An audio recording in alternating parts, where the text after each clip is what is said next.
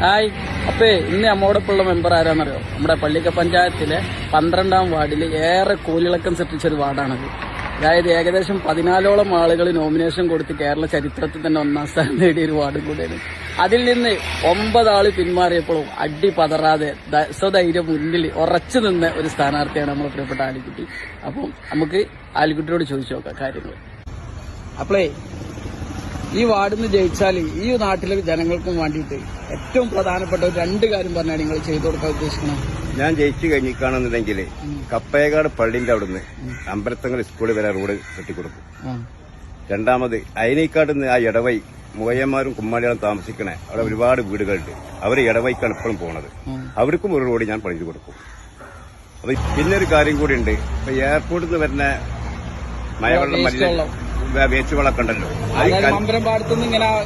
അടി കൂടെ വരുന്ന ആ വെള്ളം അത് കനാല് വഴി കേരളത്തോട്ടിലേക്ക് അങ്ങോട്ട് വിടും. അതൊരു നല്ലൊരു കാര്യമാണ് കേട്ടോ. അതും ചെയ്യും. പിന്നെ ഒരു കാര്യം കൂടി പറയാനുണ്ട്. കൂട്ടാരെങ്കിൽ പള്ളിന്റെ ഓപ്പോസിറ്റുള്ള റോഡ് പകുതി വരാൻ നിൽക്കണുള്ളൂ. കോൺക്രീറ്റ് റോഡ്, ഈ റോഡ് കോൺക്രീറ്റ് റോഡ്.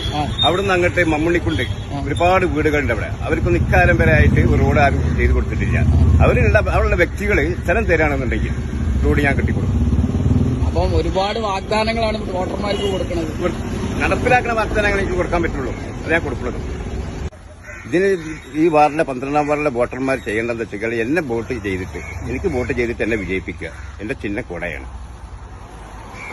അപ്പം ഏതായാലും ഒരുപാട് വിജയാശംസകൾ നേരാണ്.